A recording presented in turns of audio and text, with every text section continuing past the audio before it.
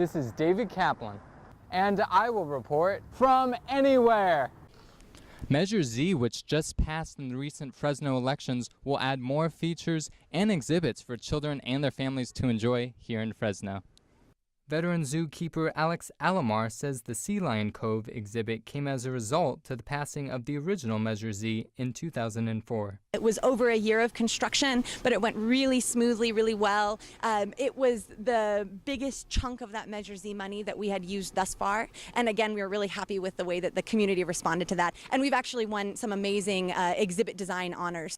Alomar says the sea lions will be sure to catch your attention. Well, they have big personalities. Zoo education curator Sandra Pitts says Stingray Bay is another big exhibit that came from the original Measure Z. This exhibit behind us is one of the first things that was purchased with Measure Z funds, and it is a great interactive opportunity for guests to come and be able to touch stingrays and be able to feed them as well. A unique attraction that is also one of the zoo's most popular attractions is feeding the giraffes. Overall, it's incredibly popular. People seem to really love it, and it gives them a chance to form a relationship with our giraffe herd. North Fresno resident Hope Saldana is happy to see the expansion of the zoo as a result to Measure Z. I don't feel like there's very many things that are like this in Fresno, and to have something that's like the zoo that actually is very, very nice recreation, it's a beautiful thing, I think. With the recent passing of Measure Z, funds will be given to a new safari exhibit which will double the size of the zoo from 13 to 20 acres. Get ready for the Fresno Chaffee Zoo's next big exhibit, the African Adventure, coming October 2015. Reporting from the Fresno Chaffee Zoo, David Kaplan, CMAC News. The 95th Fresno Veterans Day Parade is honoring all veterans today, and specifically the U.S. Coast Guard. Thousands of dedicated veterans and thankful Americans showed up in downtown Fresno for this Veterans Day Parade to show appreciation to all men and women in service. We're honoring our veterans that served our country so that we could have the freedom to have this parade. The parade, which spanned a mile long, started in the heart of downtown Fresno at the Fresno City Council building on P Street and then headed to Fresno Street and Van Ness Avenue, before ending at Chuck Chansey Park on Tulare Street. In addition to the Coast Guard and other military veterans, the parade featured the Fresno State Marching Band, local Boy Scouts, and a special Rosie the Riveter tribute dance. It was the reaction of the crowd that the Grand Marshal, Coast Guard Captain Edward Westfall, appreciated.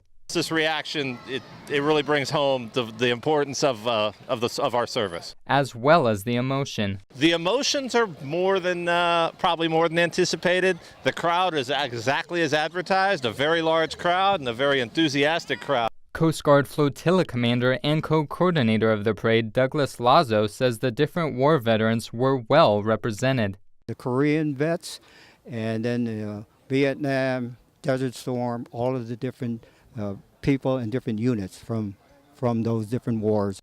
The gathering of many servicemen brought many emotions to Korean War veteran Bob Beery.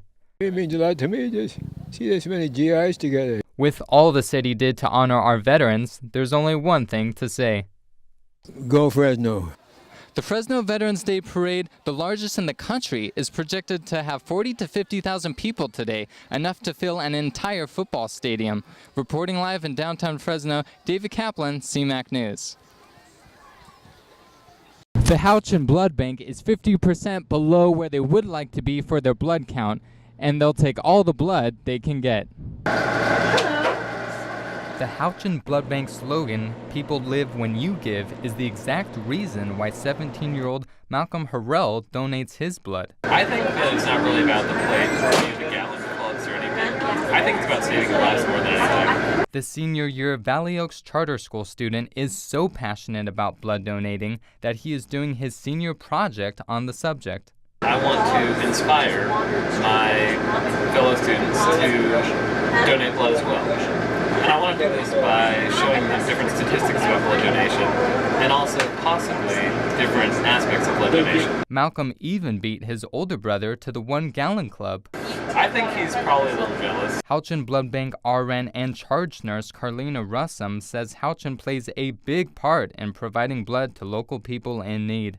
Houchin provides all of the blood for all of the hospitals in Kern County. So that's why we are here in Tehachapi today, and we go all over the county. Hospitals are constantly needing blood to be ready for life and death situations. Without enough red blood cells, you won't get enough oxygen. The Houchin Blood Bank comes to this spot at the Whiting Center in Bear Valley Springs in Tehachapi once every 8 weeks, and this is one of several spots the Houchin Blood Bank Bloodmobile goes to in Tehachapi.